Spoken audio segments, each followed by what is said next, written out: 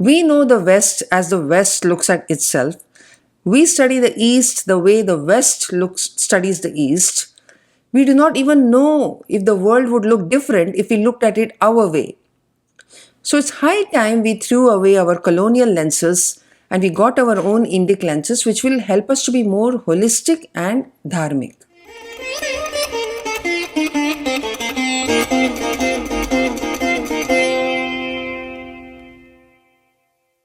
Namaste to everyone. It is wonderful to be back in Sangam Talks after a gap of 2 years. My first talk was on India's educational heritage, which was based on my first book. I think that was in 2018.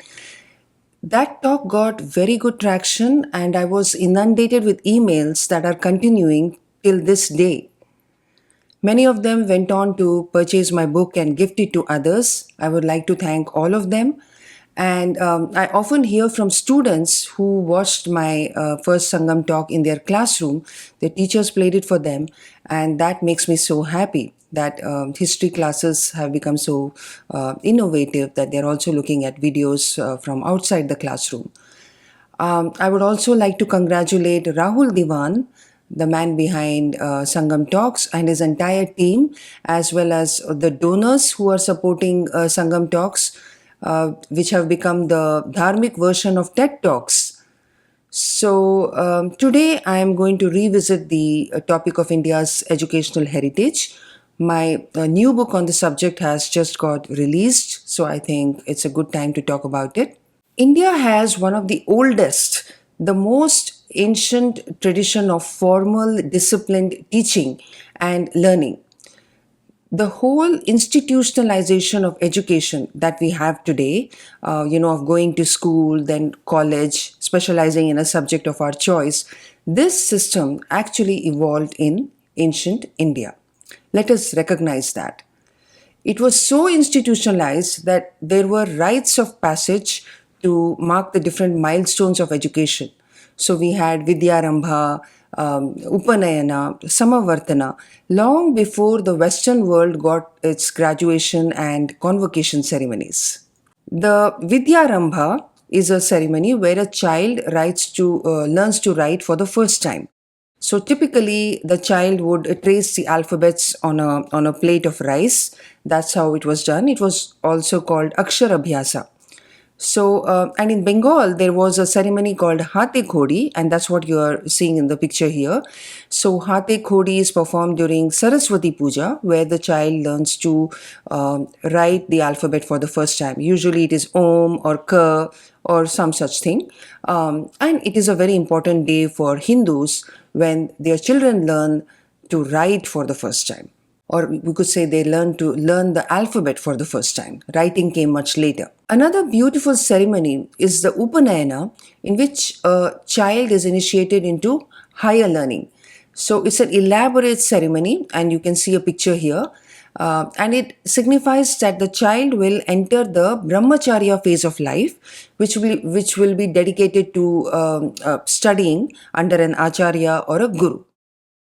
It's like a second birth of a person. That's why after the Upanayana, the person is called Dvija. It's like second born again. And in Vedic times, both girls and boys underwent the Upanayana ceremony. Those who went into higher learning, both girls and boys underwent the ceremony. The next rite of passage was the Samavartana. After the completion of education, many years of education, it could be 12 years or more.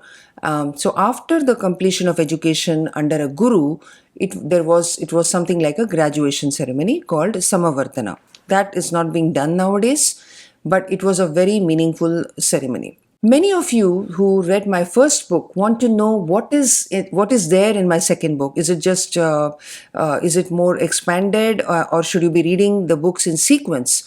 So what I want to say is the simple answer is that if you want to read a very short book, then go for the first one. It is like a summary.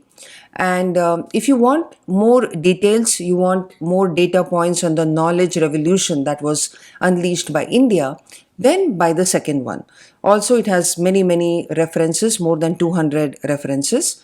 There are new chapters on Brahmacharya, educational games in ancient India, education through storytelling, and nuances of learning. There's also a chapter on what can today's India learn from her ancient systems. So I think the second book will give more details and more context. The second book is published by Vitasta Publishing, which is a reputed publishing company. So here is a map that is there in my second book. I have tried to locate the well-known centers of learning on the map. In my first book also there was a map in which I plotted some 20 centers of learning. But in this book I have done a lot more research. Not all these centers existed at the same time. And I managed to find more than 80 centers which I've shown on this map. So in the northwest, you can see Takshashila, which is the oldest to have been excavated. It is perhaps older than the 16th century BCE, though mainstream historians put it down to 6th century BCE. It is definitely older than that. Everyone knows Nalanda University. That's the most well known. It is in the east. But there are scores of others, as you can see in this map. They kept coming close to each other. And some of them, like Somapura and others, they are in Bangladesh, today's Bangladesh. Archaeologists are still coming across the remains of ancient universities. For example, in 2009, the Telhara University was discovered some 40 kilometers away from Nalanda, and it is even older than Nalanda. It is also bigger than Nalanda. So, as I mentioned in my first talk, Nalanda had an absolutely grand campus with vast grounds, 300 apartments, ponds with lotuses blooming in them, groves of amra, then a three-storied library which had the most important manuscripts.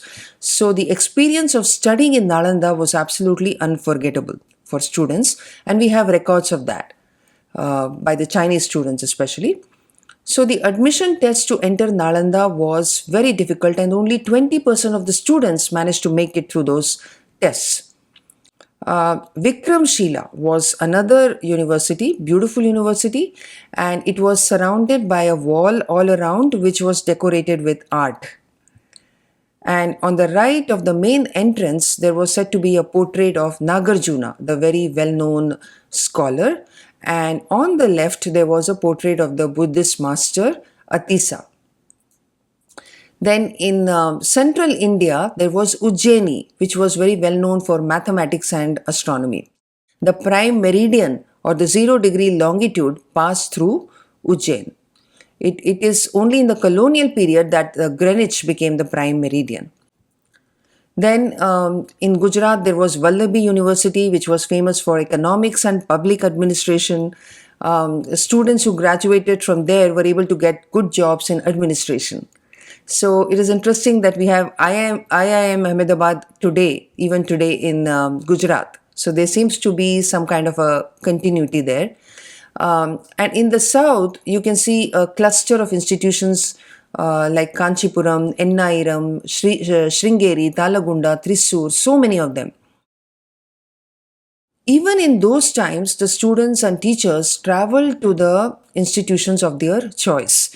So even though it was not as easy as today to travel, the students would travel to the place where they would get the guru of their choice, and which was so it was so there was a kind of a pedigree associated with studying in certain universities. So the people did not confine themselves to their hometown. They went in search of the best place to get education. That is how there were professors like Gunamati and Stiramati in Nalanda who had earlier established the Vallabhi University. So the professors were traveling as well. The Bhaskaracharya who taught in Ujjaini was perhaps from Bijapur in Karnataka. It was a flourishing ecosystem of learning in India. Today we complain that the teachers are not being respected, they're not being paid well, or we praise Finland because the teachers there get high salaries and they're very respected. But why are we not taking inspiration from ancient India, where the teachers were the most respected people in society? The entire society supported scholars financially, emotionally, and physically. During religious ceremonies, donations were given to teachers and educational institutions. So there was great merit associated with donating to teachers. You will find many inscriptions where the donors are named, and they know about how much money they have given to this institution. So it was a matter of pride for them. Kings were giving lands to gurus to build centers of education. Nalanda, for example, was funded by the revenue of 100 villages. It was one of the most well funded universities of the time. So, in this manner, the seekers of knowledge were freed from the burden of a livelihood. There was a practice of bhiksha. Bhiksha is sometimes called begging, which is absolutely the wrong translation. Bhiksha was a practice where the students or the teachers would knock at any door of a householder and ask for food, and the lady of the house would gladly give whatever food she could give: rice, dal, fruits, anything. Sometimes she would even deprive herself of food in order to give food to students and teachers. That was the culture of the times. The spirit of rational inquiry was very well developed. Physical phenomena were observed carefully, and rules of logic were applied to decode them. The science of debate was highly developed. Actually, everything was approached very scientifically. References to Tarka Vidya can be found in many Shastras. Kings were fond of organizing intellectual tournaments in which superior knowledge, debating, reasoning, public speaking skills, all these were rewarded. If we look carefully, India's imprint can be found on every discipline that is being pursued in universities today. So, the thinkers of ancient India, such as Kanada, Sushruta, Charaka, Aryabhatta, Varahamihira, Brahmagupta, Bhaskaracharya, Panini, Patanjali, Pingala, Bharata, hundreds of others, these gurus laid the foundation of everything that we call science or art or humanities today. So, I think it would not be an exaggeration to say that the edifice of modern knowledge stands on the work done by the Indian scholars. I now come to the topic of Brahmacharya, a very neglected topic today, which is the subject of a whole chapter in my new book. The Brahmacharya period was like a 25 year period that constituted the student life of a person. So, a brahmachari was required to lead a life of strict discipline and to exercise control on every aspect of life, whether it was food, sleep, or even thoughts. It was designed to be a celibate life. In today's world, it might seem a little hard to understand why celibacy was so important, but essentially, it was seen as a conservation of energy for a higher purpose. So it was not that sex was considered sinful, far from it. India is a land of Kama Sutra.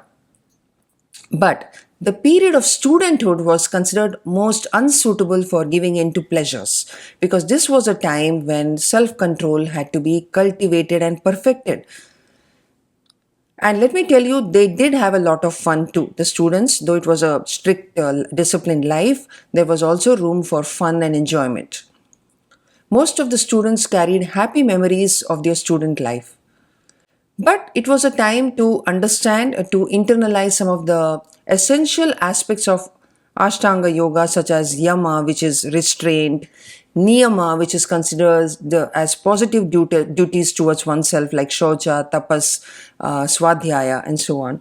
Yoga, which included pranayama, the control of prana and proper breathing, dhyana, focused concentration, dharana, meditation. So, all these things had to be learned in the brahmacharya period.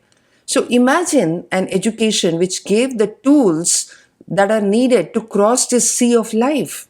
In today's education system, we have grossly neglected brahmacharya.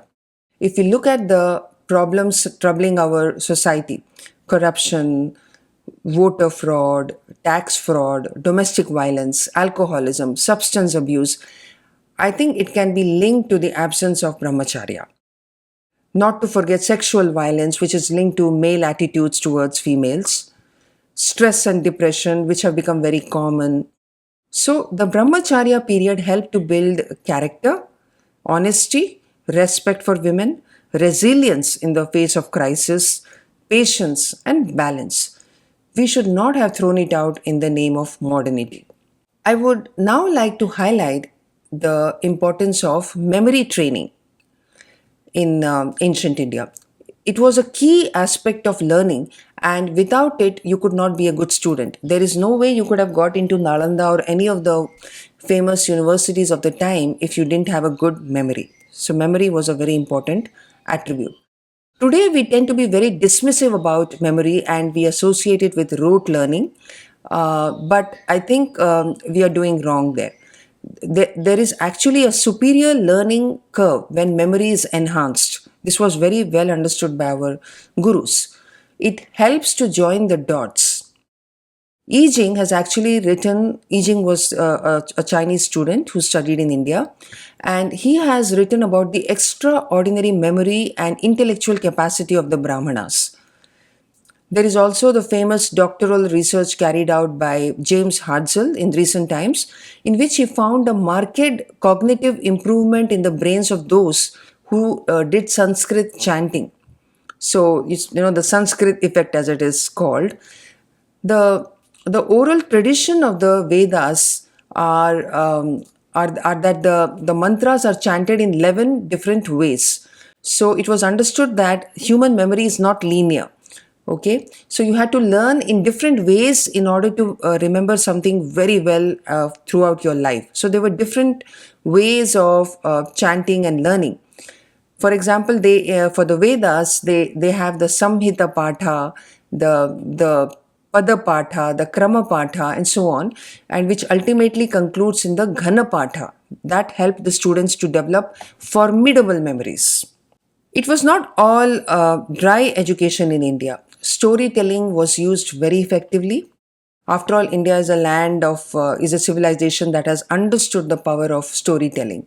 So, whether we look at the Upanishads or the Ramayana, the Mahabharata, the Puranas, so much is conveyed via stories. So, the stories were also conveyed via songs, dances, dramas, puppet shows. All of them use stories as a means of education. So apart from the education that came from the text, there were these audio visual ways of teaching. The Panchatantra, Hitopadesha, and the Jataka tales, they have traveled from India to Persia and then to Greece and from there to the whole world. These stories were absolutely, they created a sensation. This is how Aesop's fables came about. Aesop was actually a slave in ancient Greece. We don't know where he came from, but he definitely brought these stories from India. The talking animals in Panchatantra were used to teach practical wisdom that imparted education in Niti Shastras or the ethical code of conduct. You will find more details of this in my book. Games were also used in education.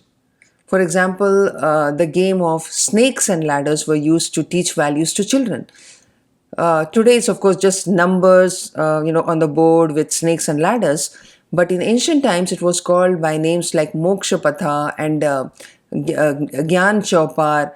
And basically, it taught the children that you would advance spiritually in life only if you cultivated virtues, and you would fall if you developed vices and bad habits and bad qualities. So this was very well conveyed through this game. And if a player got into a square representing a virtue like Daya or Jnana, then she would go up the ladder to a higher number. And if she entered a square which was labeled Krodha or Ahankara, then she would fall into a snake's mouth and go down to a lower number. So only after the British came, the moral aspect of the game began to be stripped away. And it just became the game that it is today, just a game of numbers and winning. So the games of chess and playing cards also originated in India and they were also used in education. They taught strategy to the students. So in fact, for princes, chess was very important. They learned strategy, war strategies via chess, playing cards as well. Let's now move on to the subject of how Indian knowledge was transferred from India to the rest of the world, it was like a revolution that started from India. So, in this diagram, which is from my book, you can see how the knowledge of Ayurveda, astronomy, mathematics, and other subjects went eastwards to China and Southeast Asia. And you can also see how knowledge went to Greece, Persia, West Asia, Japan, and then finally it went to Europe. Mind boggling numbers of manuscripts were carried from India to China. This is something not taught in our history books. The Chinese students who came to study in India competed with each other to carry the maximum number of manuscripts back with them. So the Sanskrit works were then painstakingly translated into Chinese once they reached China. For example, Xuanzang, the Chinese student who went to study in Nalanda, his biggest worry was how to carry back all the manuscripts that he had collected during his travels, how to carry them back without any damage. So, he was devastated when he lost 50 manuscripts because of a storm that broke out when he was crossing the river Sindhu on the way to China.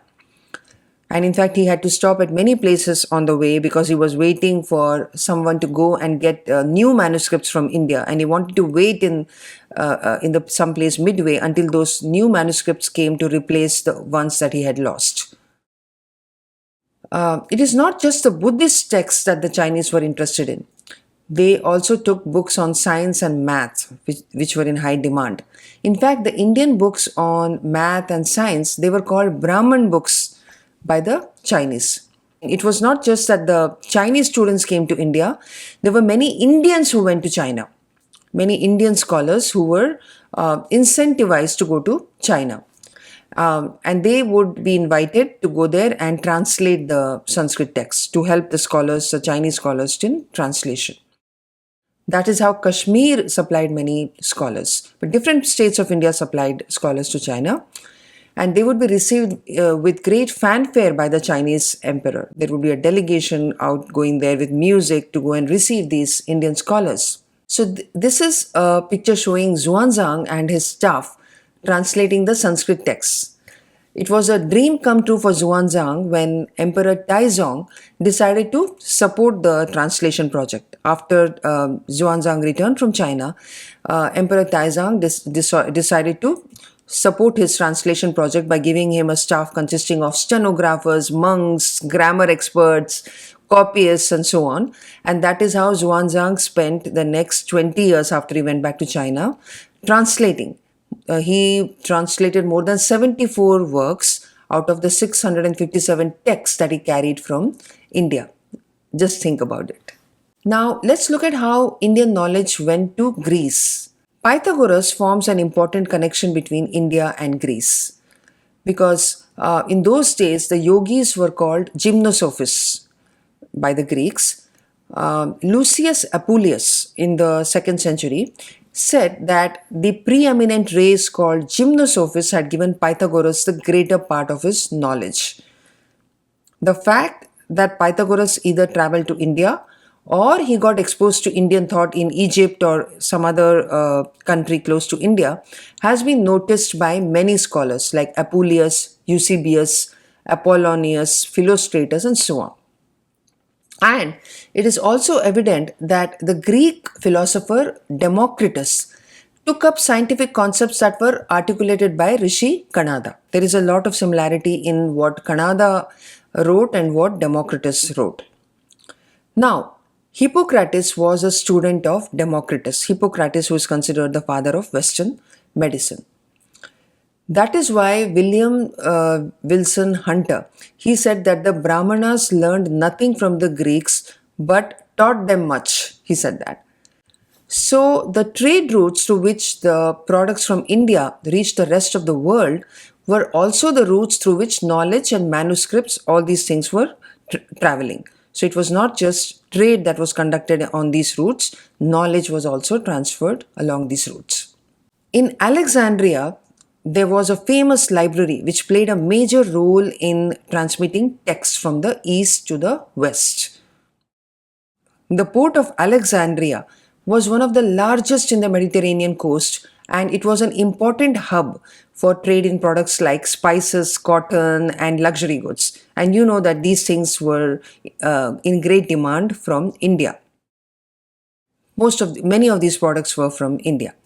So it has been chronicled that the library administrators went to any extent, beg, borrow, or steal to get the most original, most authoritative copies of the books. So they wanted that in their library. The ships which went to the Alexandria port would be thoroughly searched by the authorities, and if any scrolls or books were found, they would immediately be taken to the library to be copied, and the ships had to wait till then. Then the copies would be returned to the ships, not the originals. The original would be kept by the Alexandria library. That was the convention followed. And whatever they kept in the library from the ships, they would label them as books from the ships.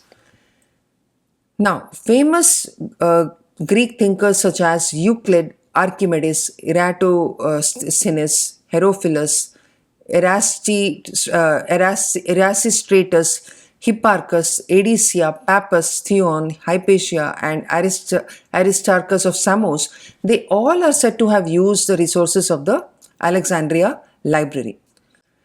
And when Alexander tried to invade India and was forced to turn back, that period also was a period of great contact between the Indians and the Greeks. There was a lot of exchange of knowledge, a lot of Indian knowledge going to the Greeks. So that was about India's knowledge transfer to Greece. We now come to the Arab world. Al-Biruni was a well-known historian, Arab historian. He says that the first acquaintance of Arabs with scientific astronomy and Hindu numerals came through the works of Brahmagupta in the 7th century CE, which were translated into Arabic by Al-Fazari. The Indian scholars were frequently invited to Baghdad. So from the 8th to the 13th century, the Baghdad House of Wisdom was established by Harun al-Rashid, which preserved the works that were acquired from India. So the House of Wisdom was like the Alexandria Library, but later it was destroyed by the Mongols. The works of the early Muslim intellectuals such as Al-Kindi, Al-Farabi, Al-Farghani, Al-Tabari, and Al-Khwarizmi, they played a paramount role in transferring Indic knowledge of mathematics, medicine, astronomy, philosophy, chemistry, even music to the Islamic world. The fifth Abbasid Caliph or Khalifa, Harun al-Rashid, had an Indian physician called Manka-e-Hindi in his court. And this person translated the Sushruta Samhita to Persian in 766 Common Era. So that must have caused a sensation because this is the starting point for a lot of Indian medical knowledge to be transferred to the Arab world, and later it went to Europe. So Manka actually treated the Caliph who had been sick for a long period, and that is how the Arab world realized that there was a great value in translating the Indian medical texts. Now, there is a very well-known figure in the ancient world called Ibn Sina or Avicenna from the 10th century. So he was famous for his works on medicine, philosophy, astronomy, and other subjects. He was a polymath.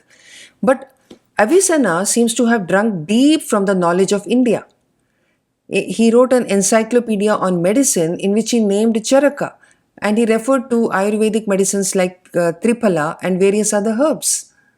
He also referred to the Ayurvedic Tridosha concept, which later became very popular in the Muslim world and in the European world as well. So the discipline of mathematics also was called Hindisa in Arabic, which meant it came from India, pertaining to India. Now we come to the route by which Indian knowledge went to Europe.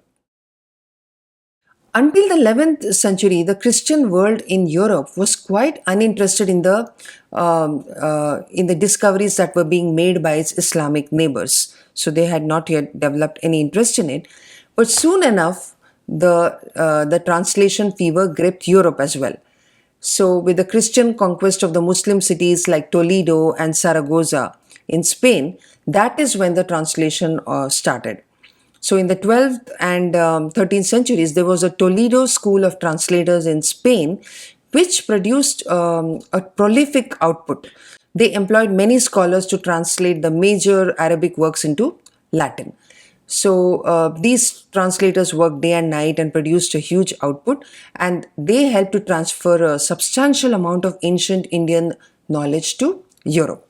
The well-known Renaissance of Europe, from 1400 to 1600, was propelled by the translated works of Arabic scholars, which, as I told you, had been translated from Indian works.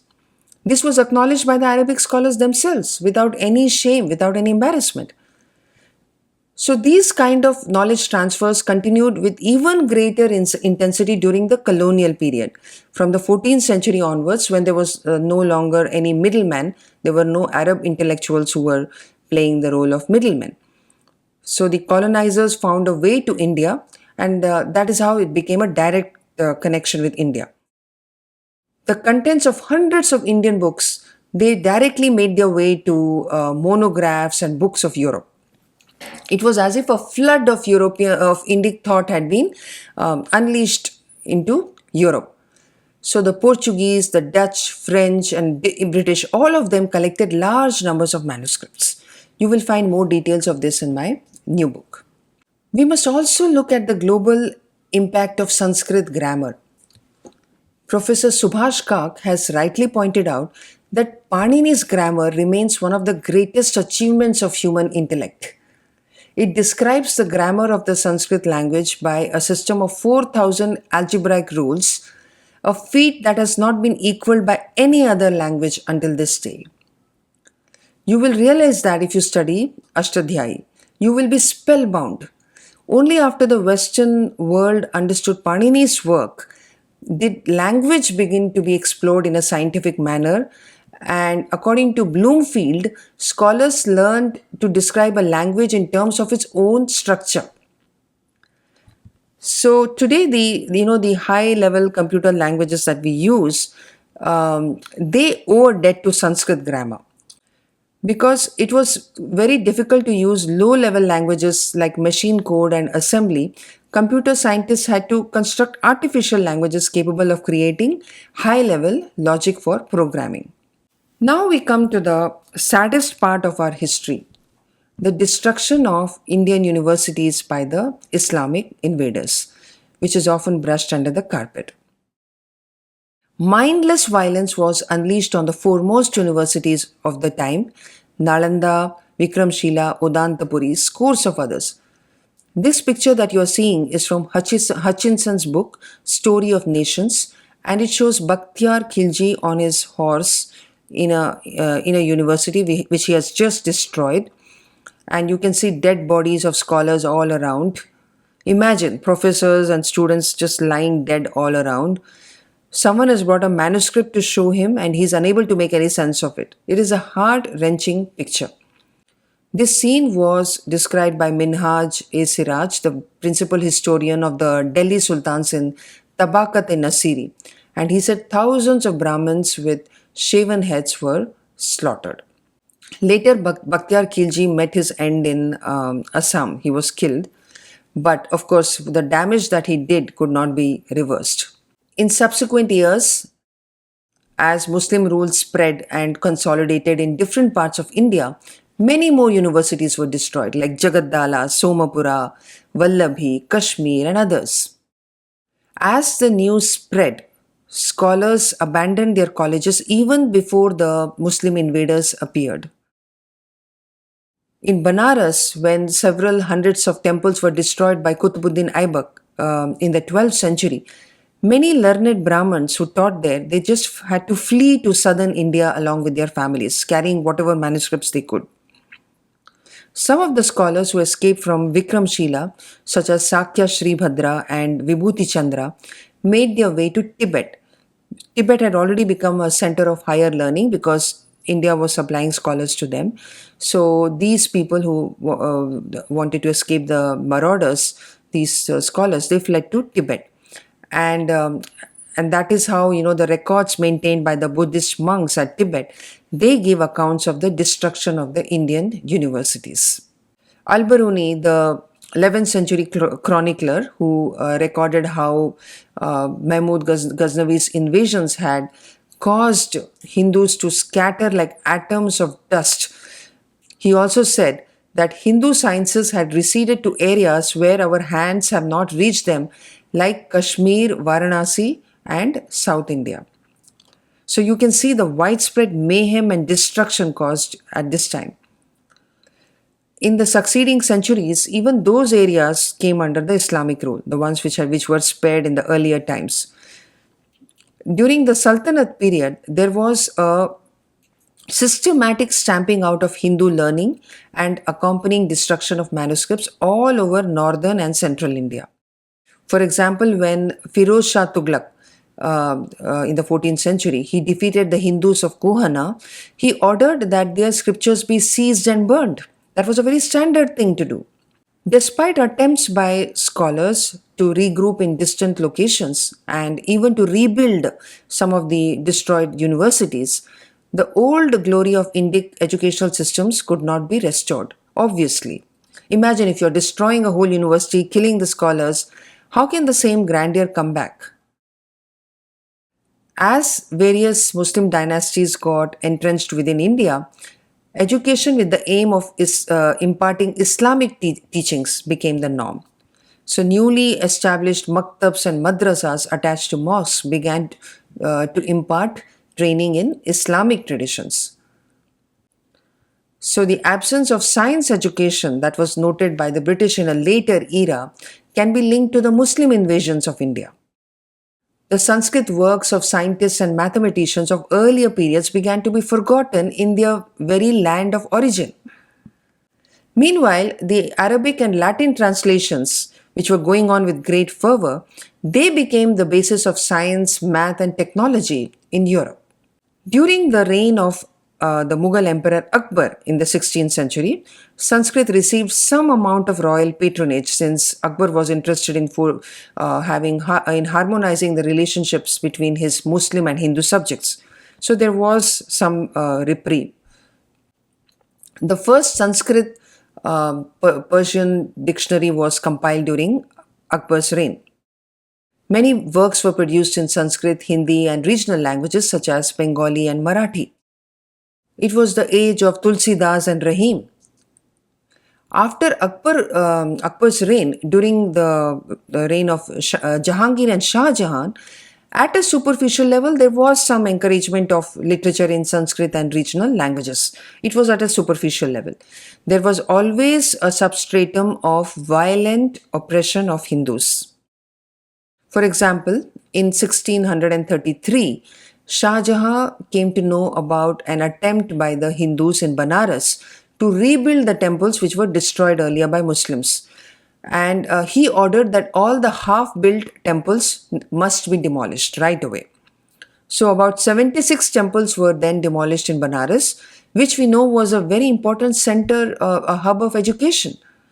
So let us not be, told that, that during the reign of Akbar, Shah Jahan, Jahangir, everything was good for the Hindus. No.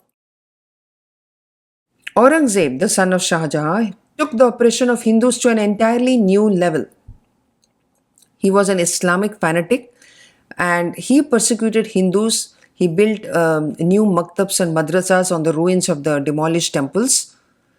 There is a story where, on hearing that the Brahmins at Thatta, Multan, Sindh, and especially Varanasi, when he came to know that they were attracting Muslims to their discourses, he ordered all their temples and schools to be demolished. He brutally killed his elder brother Dara Shikoh, the rightful heir to the throne, because he took a great deal of interest in translating Sanskrit works to Persian. He used to sit a lot with traditional scholars to understand what is in the Sanskrit text. So he was destroyed. I must also mention the Islamic fanatic Sikandar Shah Miri of Kashmir in the 14th century, who set out to eliminate not just the Hindu population but also their Sanskrit books. This was the period when a large number of people got converted to Islam in the Kashmir Valley. So if you're wondering how we survived as Hindus until today, then you must know that Rich businessmen, Hindu rajas, and local communities kept the flame of learning alight for the Hindus. Hindu saints often risked their lives to preserve the sacred manuscripts. The Jain community also played a significant role in preserving ancient knowledge in the face of great danger. They are the unsung heroes of today. Unsung heroes of ancient times, I mean. There is a poignant story of Vedanta Desika, how he risked his life to preserve the manuscript written by his guru when the army of Ulugh Khan attacked the Srirangam temple in southern India. That story is really poignant. The bulk of Indic manuscripts survived in the homes of individual Brahmanas or in the mathas or in the Saraswati Bhandaras. The libraries were called Saraswati Bhandaras, which were maintained by Hindu rulers. And those of them that were located outside the zones of strong Islamic pressure, they survived. Now I come to the period of British imperialism. It is widely known that the colonizers wanted the land and the wealth of India. But what is lesser known is that India's intellectual wealth was also a target. The battle between the Europeans who started to come to India via the sea route from the 15th century onwards continued for centuries. The British East India Company emerged victorious after pushing out the Portuguese, the French, and the Dutch to the extreme periphery, and then the British began to spread their tentacles within India. So let's look at the agenda of British education. At first, the British did not bother themselves with education of the natives, and they focused on playing politics with different rulers and enriching themselves. They looted to the extent that they could. Trade and loot was all that mattered. Then, over time, they realized that their dominion in India could not last long unless education, especially Western, was diffused among the inhabitants of the land. So they understood that. At first, the British set up a Mohammedan and a Sanskrit college in Calcutta and Banaras in the 18th century because they wanted a regular supply of qualified Hindu and Mohammedan law officers for judicial administration. How else would they administer the people? So they needed officers. The British did not have any noble motives of education of the masses when they set up institutes of learning in India. We should be very clear about that.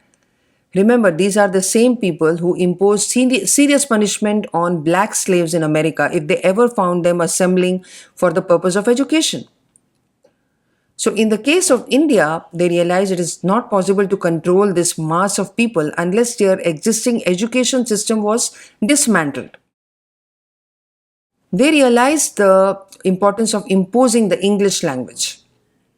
There was, of course, a certain convenience associated with having English speaking natives. But there was no way that a British officer wanted to struggle with learning Tamil and Kannada and all these things.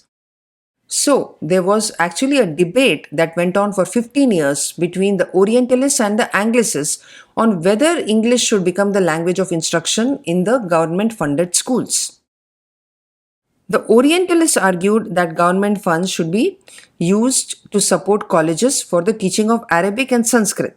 So, and that the money should be used to pay stipends to the students in these colleges and to translate the the works into Arabic and Sanskrit. So they wanted the English works to be translated into Arabic and Sanskrit. The Anglicists, on the other hand, wanted that the government funds should be spent on teaching English. No, there should be no translation. Just teach the students English and then directly teach the English textbooks to these people, these students, with no stipends and no translations. But the Orientalists and Anglicists had one thing in common: their belief in the innate inferiority of the Indian culture. So they both wished to educate the elites of India, who would then become pliable subjects, and then that's how they would improve the minds of the natives of India. So the Anglicists and the Orientalists, they only differed on how to improve the minds of Indians, how to correct their beliefs, and how to make them useful as subjects of the British Empire. Charles Trevelyan the brother-in-law of Macaulay, was an Anglicist who argued that if the sepoys in the army studied Arabic or Sanskrit, then they would not feel any loyalty towards their British bosses. Eventually, Macaulay came out with the infamous memo or the minute in which he said that we must aim at creating a class of persons, Indian in blood and color, but English in tastes, in opinions, in morals, and in intellect. This is how the Indian Education Act was passed in 1835, and that led to the government funds being reallocated towards a Western curriculum with English as the language of instruction. Many Indians were themselves Anglicists who strongly believed that there would be no advancement without studying in English or teaching in English. It is ironic that when India was embroiled in the education debate, England was itself languishing in illiteracy. A minuscule fraction of children in England went to school, and the only book that most literate people had read was the Bible. The first elementary school in England came up as late as 1850. Teachers were not respected, and there was absolutely no concept of Acharya Devo Bhava. Let us now look at the enormous contribution of Dharampal. I never learned about him in school, and I think even today only a few people recognize the value of his research. He wrote a book called The Beautiful Tree, which examines the pre-colonial education system in India. He was a Gandhian, and he spent a few years in London, during which time he explored the archival material in various libraries across the British Isles. He discovered documents related to a series of surveys commissioned by the British government in the 19th century to assess the level of indigenous education in India. So he copied all those the documents, the text in the documents, and made it available to the people of India. His pioneering research brought up startling data that created a stir in academic circles at the time. Dharampal discovered Thomas Munro's statement that almost every village in India had a pathshala, a school. There were about 100,000 village schools reported in Bengal and Bihar alone. This was in the 1830s. So reading, writing, arithmetic, epics and more were being taught in these pathshalas. William Adams, one of the surveyors who was noted by Dharampal, he said that the education was in a state of decay. However, he also wrote that he could not recollect studying in his village school anything. He was from Scotland, so he said he didn't recollect studying anything that had more direct bearing upon daily life than what was being taught in the humbler village schools of Bengal. From different parts of India came reports of dedicated teachers, superior methods of teaching, and high attendance in school. So all this was documented in the surveys conducted by the British, which Dharampal discovered. But what simply challenged every stereotype was that in a large number of schools, Shudras were in majority, while the Brahmanas and the Vaishyas were in minority. So in Tamil-speaking areas, the Shudras ranged from 70% in places like Salem and Tinnevelli to over 84% in South Arcot. In Malayalam-speaking Malabar, Brahmin students constituted only 20% of schools, while Shudras were 54% and Muslims were 27%. The same trend was reported in Bellary, Kannada-speaking Bellary, and Odia-speaking Ganjam.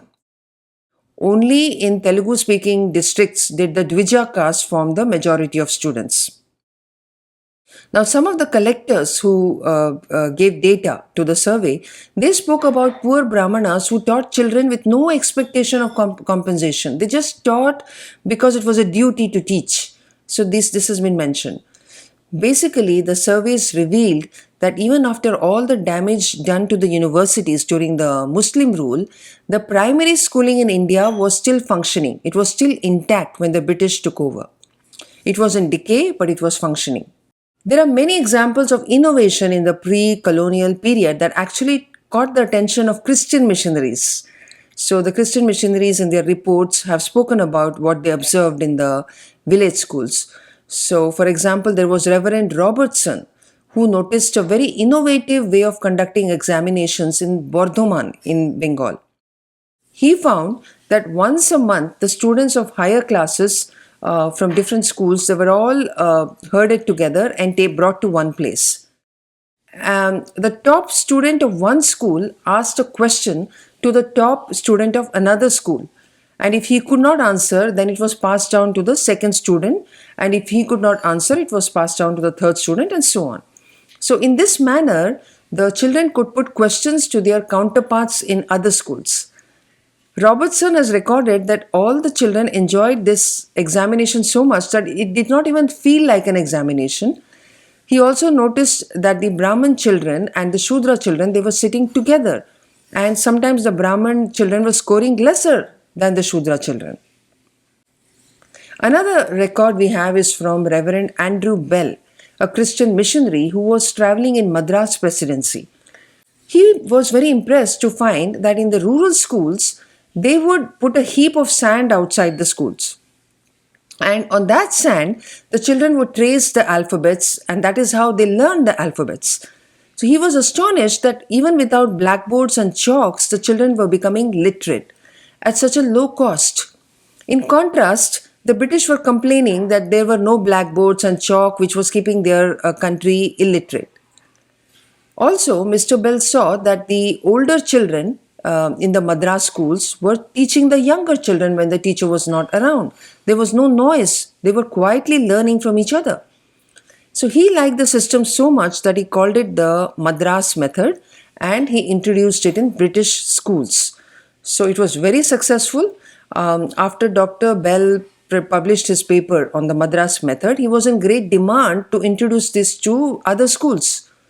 So by 1821, 300,000 children were reportedly being educated under Dr. Bell's principles, which included training the older kids to become mentors to the younger kids and how to monitor the learning of the younger students. So his ideas were adopted in Europe, West Indies, and even in Bogota, Colombia. This is a picture of Madras College established by Dr. Bell, which stands even today in St. Andrews, Scotland. So if you happen to go to Scotland, you might be interested in looking up this school. As the British rule progressed in India, villages got increasingly impoverished. Heavy taxation induced poverty, and the diversion of agricultural produce caused famines. People were reduced to poverty. For example, when the British with the Nawab of Arcot attacked Tanjavur in 1771 and they imposed crushing taxes, mass poverty was created overnight. A prosperous region like Tanjavur, which once exported muslin and chintz to Europe and it possessed rich fertile soil, it was pushed to ruin. No trace remained of its earlier abundance. Everything that India produced, textiles, steel, food grains, gold, silver, minerals, all these were now being produced for the benefit of Britain. There was no food for teachers and students in the pathshalas. The entire British administrative apparatus was geared towards fleecing the citizens. The designations of the officers like district collectors, they indicated that the only aim of the government was to collect taxes. Even temples were not spared and they were forced to part with most of the donations they received. Obviously, they fell into disrepair, which is something that is still happening in India because of the continuation of colonial policies. So, there was no way that the earlier grandeur of the education system could be maintained. Poverty spread like an epidemic. With every subject being taught in English, the mother tongues were relegated to second languages. Illiteracy and low self-confidence began to be associated with an absence of English proficiency. So if you didn't know English, then you were illiterate. That is the period when it all started. M.K. Gandhi said in 1931 that the British had left India more illiterate than it was 100 years ago. That was a very profound statement. Today also, India has very high illiteracy which we are trying to overcome. But this has come down from those times when the British destroyed the primary education system. By the end of the 19th century, most of India's indigenous industries had been wiped out, and prosperous artisans had turned into paupers. The balance between industry and agriculture was also destroyed because many people were now forced to migrate to rural areas in order to support themselves by growing crops, by tilling land. Suddenly, there was a spike in the numbers of landless agricultural laborers, which we still see today. Under such conditions, education was hardly going to be a priority. Brahmin Pandits were forced into poverty without the support of society.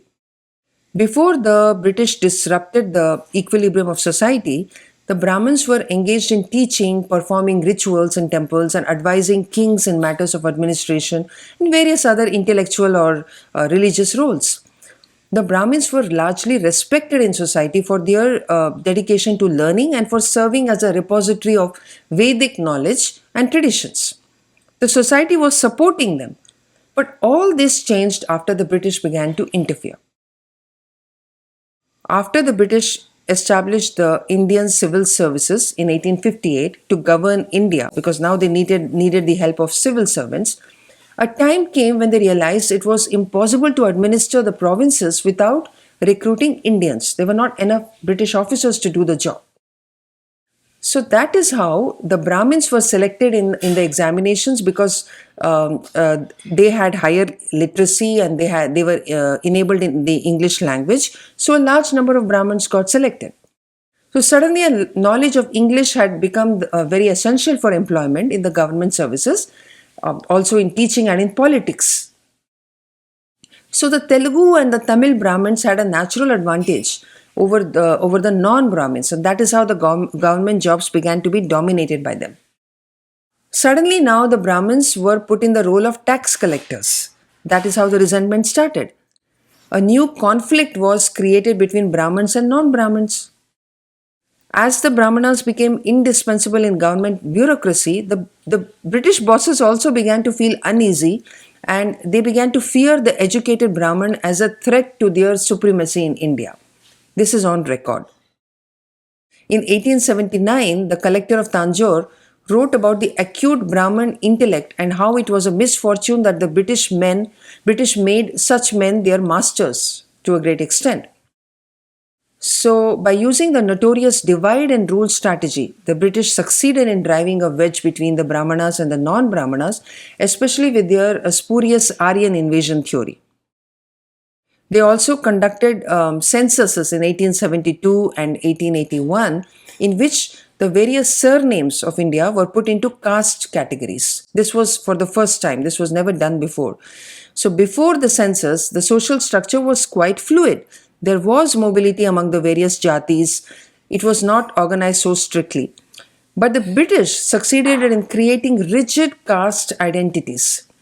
It set the scene for the Dravidian movement in southern India, which disrupted society.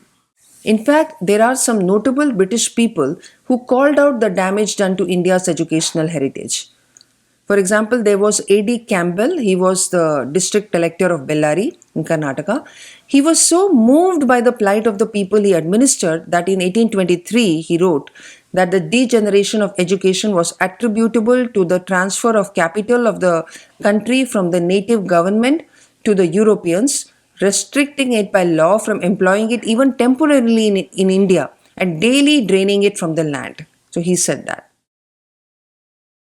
Then there was another Britisher called Ludlow, and he wrote, "In every Hindu village which has retained its old form, I am assured that the children generally are able to read, write, and cipher. But where we have swept away the village system, as in Bengal, there the village school has also disappeared." Then there is the evidence presented by G.W. Lightner, who spent 15 years in India, mainly in Punjab, and he founded a number of schools. So he argued that in Punjab, the education had been crippled, checked, and is nearly destroyed, and opportunities for its healthy revival and development are either neglected or perverted.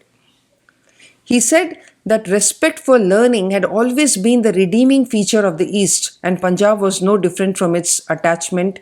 Punjab was just like that in terms of attachment to education. So he mentions the elaborate manner in which manuscripts over 1,000 years old were being preserved by the common people of Punjab. He mentions that. And Leitner also recounted his experience of not finding a single villager who did not take pride in devoting a portion of his produce to a respected teacher. He said government must involve the priestly classes in reviving the classical languages of India, while at the same time bringing European science and education within the reach of the masses by developing the vernaculars of India and translating the works of scientific interest into those vernaculars. He said that. Even after we got independence from the British, the government of the day continued the same policies that the colonizers had set up. That is the tragedy of India. So the question arises, what can we do now? First and foremost, I say that we must become grateful inheritors of our own educational heritage. There is so much to be grateful to the gurus of ancient India. Shame on us if we allow their contributions to be erased and their works to be forgotten. Secondly, let us do what we can to revive the best aspects of our ancient educational system. Let us revive the culture of logical reasoning, debating. Let us explore our Shastras, our Kavya, our Itihasa, and see how to make them relevant for today. Of course, not all of them may be relevant for today's age, but let us explore. And certainly, we must introduce courses on the great books of India like Ramayana, Mahabharata, Bhagavad Gita, the principal Upanishads, the Yoga Vasishta, the Natya Shastra, selected Sanskrit plays, all of these which will acquaint students with the rich hues of the Indian civilization. Thirdly, we must decolonize ourselves and use our own Indic lenses. There is a new scholarship of decoloniality that is gaining momentum today. It started from Latin America, so you will find many studies related to decoloniality in the Spanish and the Latin American context. African studies have also been done, they're not behind. But for some reason, India has not done much in decoloniality. It ought to have taken the lead, especially because Indians as knowledge producers have greatly suffered from the Eurocentric approach that was taken by the historians, the sociologists, the anthropologists, and the others. Why have we not taken the lead? There is a famous statement by Dr. S.N. Balagangadhara in which he says, "We know the West as the West looks at itself. We study the East the way the West studies the East. We do not even know if the world would look different if we looked at it our way." So it's high time we threw away our colonial lenses and we got our own Indic lenses, which will help us to be more holistic and dharmic. I'm glad the National Education Policy of 2020 has advocated for many path-breaking reforms, but as we know, the real challenge lies in the implementation. So I hope for the best. I hope that all the challenges will be ironed out and we will implement these reforms. I request you to read my new book, Revisiting the Educational Heritage of India. It is now available on Amazon and in stores. Please ask your local libraries and bookstores to order the book. If you have any questions, please, I'm available on email. Please email me. But my main message is, let us become worthy descendants of our gurus. Vande Mataram.